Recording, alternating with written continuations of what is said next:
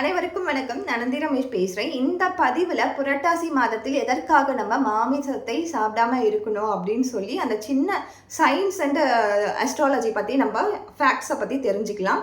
So அதற்கு முன்னாடி ஒரு டிஸ்க்ளைமர் நான் சொல்லிடுறேன். உணவு என்பது ஒரு தனி நபரின் இண்டிபெண்டன்சி, ஃப்ரீடம். அது நீங்கள் உங்களுக்கு பிடிச்சிருக்கா நீங்கள் பண்ணுங்க, அதில் தவறே கிடையாது. பட் அது பின்னாடி இருக்க பேக் ஸ்டோரியை புரிஞ்சுக்கோங்க, தெரிஞ்சுக்கோங்க. ஸோ நம்ம இதற்கான ஸ்டோரிஸை பார்க்கலாம்.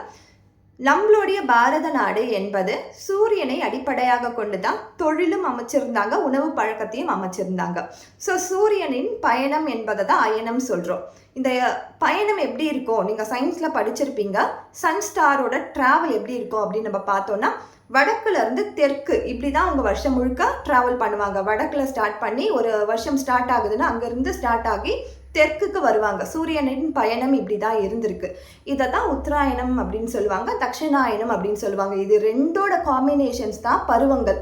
ஸோ இதை அடிப்படையாக கொண்டு தான் பருவங்களை பிரிச்சிருக்காங்க, கிளைமேட்ஸாக பிரிச்சிருக்காங்க.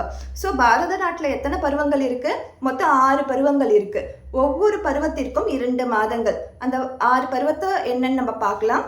ஸோ இளவேநீர் காலம், முதுவேநீர் காலம், கார்காலம், குதிர்காலம், முன்பனிக்காலம், பின்பனிக்காலம்.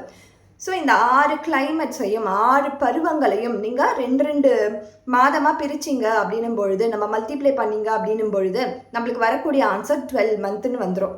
ஸோ இதுதான் நம்மளுடைய உணவு பழக்கத்தின் அடிப்படை. இப்போது கதைக்குள்ளே வருவோம். புரட்டாசி, ஐப்பசி, கார்த்திகை இது எல்லாமே அடைமழை காலம். புரட்டாசியில் தான் மழை என்பது ஸ்டார்ட் ஆகும். ஸோ கட் ஹெல்த் இப்போ நிறைய பேர் பேசிகிட்டு இருக்கோம். அந்த காலத்தில் இருந்த ஜோதிடர்களும் சித்த மருத்துவர்கள் தான். ஸோ ஜோதிடத்தையும் மருத்துவத்தையும் எனக்குமே பிரிக்கவே முடியாது.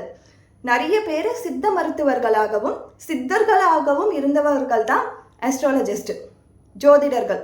அவங்களுக்கு தெரியாத விஷயமே கிடையாது. நம்ம ஒரு விஷயத்தை பற்றி கிரிட்டிசைஸ் பண்ணுறோன்னா அதற்கான அறிவு நம்மளுக்கு முழுசாக இருக்கணும். இந்த மழைக்காலத்தில் அதிகப்படியான செரிக்காத உணவுகளை நம்ம எடுக்கும் பொழுது நம்மளுடைய கட் ஹெல்த்தில் நிறைய ப்ராப்ளம்ஸ் வரும். ஸோ அதனால தான் புரட்டாசி மாதம் அப்படின்ற மழைக்காலத்தின் தொடக்கத்தை நம்ம மாமிசம் சாப்பிடாம நம்ம கட் ஹெல்த்தை ப்ராப்பராக டீடாக்ஸ் பண்ணிகிட்ருக்கோம். அந்த டீடாக்ஸ் பண்ணி வரக்கூடிய குளிர்காலத்திற்கும் மழைக்காலத்திற்கும் நம்ம பக்குவப்படுத்துகிறோம். இதுதான் இது பின்னாடி இருக்க சயின்ஸு. ஹோப் நான் உங்களுக்கு தெளிவாக சொல்லியிருப்பேன்னு நினைக்கிறேன். புரியலன்னா கேளுங்க. Thank you so much.